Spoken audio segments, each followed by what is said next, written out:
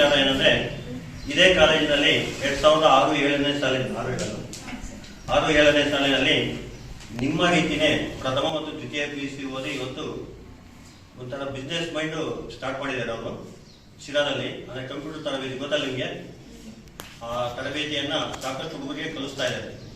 ಆದ್ರಿಂದ ನನ್ನ ಕೈಲಾದಷ್ಟು ಸಹಾಯ ನೀಡಬೇಕಂತ ಹೇಳಿ ನೀವು 2 ವರ್ಷ ಹೋದ ವರ್ಷ ವರ್ಷಿಣಿ ಮತ್ತು ಸುಲೋಚನಾ ವಿದ್ಯಾರ್ಥಿಗಳಿಗೆ ಯೂನಿಫಾರ್ಮ್ ಕೊಡ್ತಿದ್ರು, ಹೌದಲ್ಲ? ಅದೇ ರೀತಿ ಈ ವರ್ಷ ಇಂಥ ಮನೋಭಾವನೆ ಹೊಂದಿರುವ ಆಯುಷ್ ಅವರಿಗೆ ಇನ್ನಷ್ಟು ದೇವರು ಒಳ್ಳೆಯ ಆರೋಗ್ಯ ಆಯುಷ್ಯ ಕೊಟ್ಟು ಎಲ್ಲಾ ವಿದ್ಯಾರ್ಥಿಗಳು ಒಟ್ಟುಗೂಡಿ ನಮ್ಮ ಪ್ರಥಮ PUC ವಿದ್ಯಾರ್ಥಿಗಳಿಗೆ ಒಂದು ಯೂನಿಫಾರ್ಮ್ ಕೊಡ್ಬೇಕಂತ ಈ ಸಭೆ ಮೂಲಕ ಅವ್ರನ್ನ ಕೇಳ್ಕೊಳ್ತಾ ಇದ್ದೀವಿ.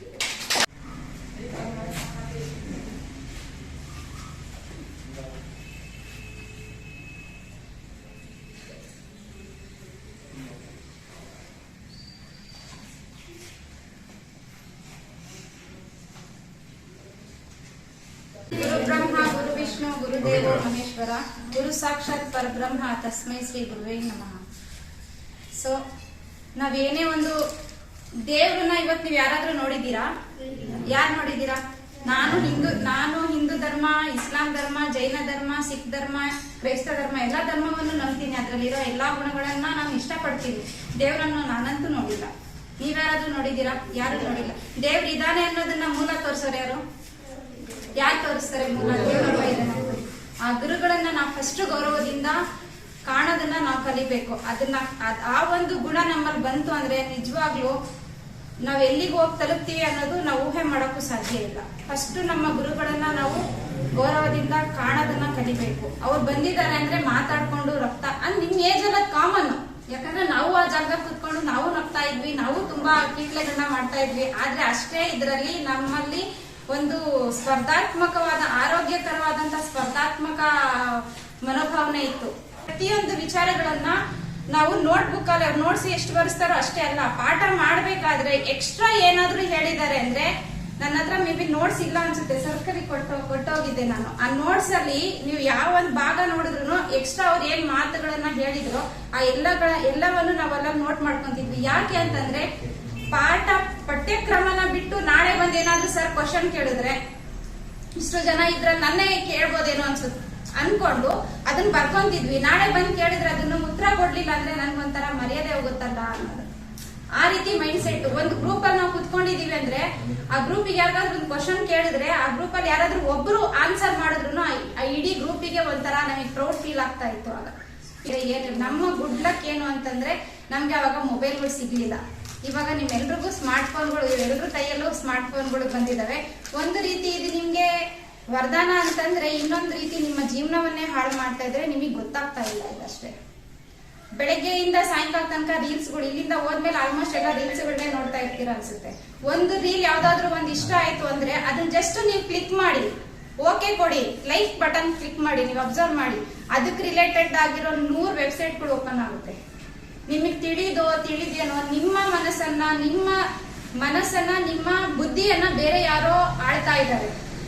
ಬೆಳಗ್ಗೆ ಇದ್ರೆ ಸಾಯಂಕಾಲ ತನಕ ನೀವು ರೀಲ್ಸ್ ನೋಡಿ ನೋಡಿ ನೋಡಿ ನೋಡಿ ಅವ್ರನ್ನ ಉದ್ಧಾರ ಮಾಡ್ತಾ ಇದ್ದೀರಾ. ಫಾಲೋವರ್ಸ್ ನ ಜಾಸ್ತಿ ಮಾಡ್ಕೊಂಡು ಅವ್ರು ಉದ್ಧಾರ ಆಗ್ತಾ ಇದಾರೆ ವಿನ ನಿಮ್ಮ ಪ್ರೀಶಿಯಸ್ ಆದಂತಹ ಟೈಮ್ ನ ನೀವು ಹಾಳು ಮಾಡ್ಕೊಂತಾ ಇದ್ದೀರಾ. ಆ ರೇಂಜ್ ಕ್ವಶನ್ಸ್ ಇವು.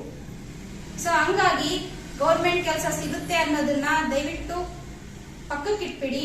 ಮತ್ತೆ ಇದ್ರ ಜೊತೆ ಇವಾಗ ಏನ್ ನೀವು ಎಜುಕೇಶನ್ ತಗೋತಾ ಇದ್ದೀರಾ, ಇದ್ರ ಜೊತೆಲಿ ಒಂದು ಸ್ಕಿಲ್ ಓರಿಯೆಂಟೆಡ್ ಕೋರ್ಸ್ಗಳನ್ನ ಮಾಡ್ಕೊಳ್ಳಿ. ಯಾವ ತರ ಅಂದ್ರೆ ಒಂದು ಕೌಶಲ್ಯ ಕಲ್ತ್ಕೊಳ್ಳಿ. ಇವಾಗ ನೀವು ಇಲ್ಲಿಂದ ಹೋದ್ಮೇಲೆ ಮೊಬೈಲ್ ಅನ್ನ ಬಿಟ್ಬಿಟ್ಟು ರೀಲ್ಸ್ ನ ನೋಡೋದನ್ನ ಬಿಟ್ಟು ಏನಾದ್ರೂ ಒಂದು ಸ್ಕಿಲ್ ಕಲೀರಿ. ಗಂಡು ಮಕ್ಳು ಕಾರ್ಗಳನ್ನ ಓಡಿಸೋ ಡ್ರೈವಿಂಗ್ ನ ಕಲ್ತ್ಕೊಳ್ಳಿ. ಅಥವಾ ಅಕ್ಕಪಕ್ಕದಲ್ಲೆಲ್ಲ ಮೆಕ್ಯಾನಿಕ್ ಶಾಪ್ಗಳು ಇದ್ರೆ ಗಾಡಿ ಮೆಕ್ಯಾನಿಕ್ ಯಾವ ತರ ಮಾಡ್ಬೇಕು ಅದನ್ನ ಕಲ್ತ್ಕೊಳ್ಳಿ. ಮೊಬೈಲ್ ರಿಪೇರಿ ಸೆಂಟರ್ಗಳಿಗೆ ಹೋಗಿ ಅದನ್ನ ಕಲ್ತ್ಕೊಳ್ಳಿ. ಪಾರ್ಟ್ ಟೈಮ್ ಆಗಿ ಇದನ್ನು ಮಾಡಿ ಅದನ್ನು ಮಾಡಿ.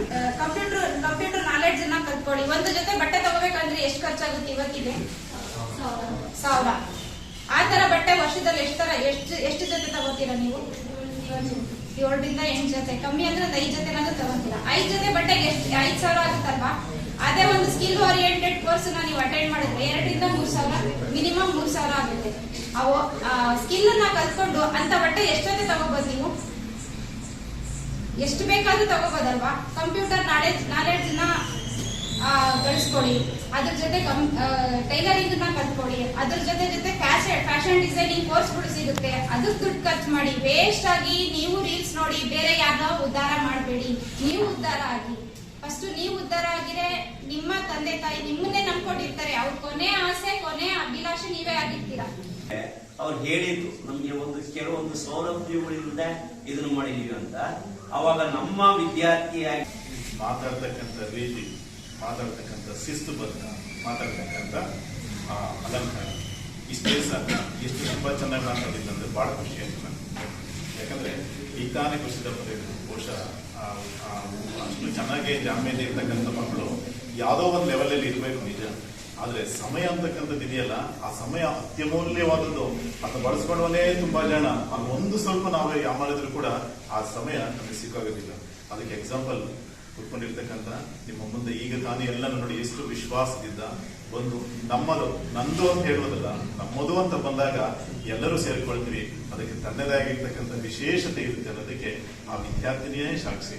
ಆ ಉದ್ದೇಶದಿಂದ ನೀವು ನಾಳೆ ಯಾವ ದಾರಿಯಲ್ಲಿ ಯಾವ ಒಂದು ಉತ್ತಮವಾದಂತ ವೃತ್ತಿರಂಗಕ್ಕೂ ಹೋಗ್ಬೋದು. ಹೋದ್ರೆ ಇದೇ ತರ, ಯಾಕಂದ್ರೆ ಬಡವ ಮಕ್ಳು ಇರ್ತಾರೆ, ಶ್ರೀಮಂತರ ಮಕ್ಳು ಇರ್ತಾರೆ, ಕೆಲವರು ಅವ್ರ ಸ್ಟೇಜಿಗೆ ತಕ್ಕಂತೆ ಜೀವನ ಮಾಡ್ತಾರೆ. ಆ ತರ ಇರ್ತಕ್ಕಂಥ ವಿದ್ಯಾರ್ಥಿಗಳು ಎಷ್ಟೋ ಜನ ಇದ್ದಾರೆ. ಕೊಡೋ ಮನಸ್ಥಿತಿ ಇದ್ರೆ ಮಾತ್ರ ಕೊಡ್ತಾರೆ. ಯಾರು ಅಂತ ಇಷ್ಟೇ ಇದ್ರು ಕೊಡೋ ಮನಸ್ಥಿತಿ ಇರಲ್ಲ. ಅಷ್ಟು ಜನಕ್ಕೆ ಮನಸ್ಥಿತಿ ಇರೋರಿಗೆ ಮಾತ್ರ ಕೊಡ ಅಂತಕ್ಕಂಥ ಮನೋಭಾವ ಇರುತ್ತೆ. ಆ ಮನೋಭಾವವನ್ನ ನೀವು ಕೂಡ ಒಳ್ಳೊಳ್ಳೆ ಉನ್ನತ ಹುದ್ದೆಯನ್ನು ಅಲಂಕರಿಸಿ ಬಡಬಗ್ಗರಾಗಿರ್ತಕ್ಕಂಥ ವಿದ್ಯಾರ್ಥಿಗಳಿಗಾಗಲಿ, ಆ ದಾಹ ಇರ್ತಕ್ಕಂಥ ವಿದ್ಯಾರ್ಥಿಗಳು ಯಾರೇ ಆಗಲಿ, ಅದನ್ನ ಸಮರೋಪಾಯದಿಂದ ವಿಂಗಡಣೆ ಮಾಡಿದ್ರೆ, ಅದನ್ನ ಹಂಚಿದ್ರೆ ನೀವು ಕೂಡ ಸ್ಫೂರ್ತಿದಾಯಕ ಆಗ್ತೀರಾ ಅಂತ ನಮ್ಮ ಹರೀಶ್ ಅವರು ಹೇಳಿದ್ದಾರೆ. ಅವ್ರಿಗೆಲ್ಲರಿಗೂ ಕೂಡ ಒಳ್ಳೇದಾಗ್ಲಿ. ಇನ್ನೂ ಕೂಡ ಅದೇ ಮನಸ್ಥಿತಿ ಎಲ್ಲರಿಗೂ ಕೂಡ ಬರಲಿ. ಭಗವಂತ ಎಲ್ಲರಿಗೂ ಕೂಡ ಆ ಶಕ್ತಿನ ಕೊಡ್ಲಿ. ಎಲ್ಲರಿಗೂ ಕೂಡ ಆಗಲ್ಲ, ಕೊಡಂತ ಶಕ್ತಿ ನಿಮಗೆ ಕೊಡ್ಲಿ. ಒಳ್ಳೊಳ್ಳೆ ವಿದ್ಯಾಭ್ಯಾಸನ ಮಾಡ್ಕೊಂಡು IT ಬಿಟ್ಟಿದ್ದೆಲ್ಲ ಕೆಲಸ ಮಾಡ್ತಕ್ಕಂಥ ಶಕ್ತಿ ಕೊಡ್ಲಿ ನಿಮಗೆ. ನೀವು ಒಳ್ಳೆ ಭವಿಷ್ಯವನ್ನ ರೂಪಿಸ್ಕೊಂಡು ನಿಮ್ಮ ಭವಿಷ್ಯ ಉಜ್ವಲವಾಗ್ಲಿ ಅಂತ ಹೇಳ್ತಾ ಮಾತಾಡೋಕೆ ಅವಕಾಶ ಮಾಡಿಕೊಡ್ರಂತ ಎಲ್ಲರೂ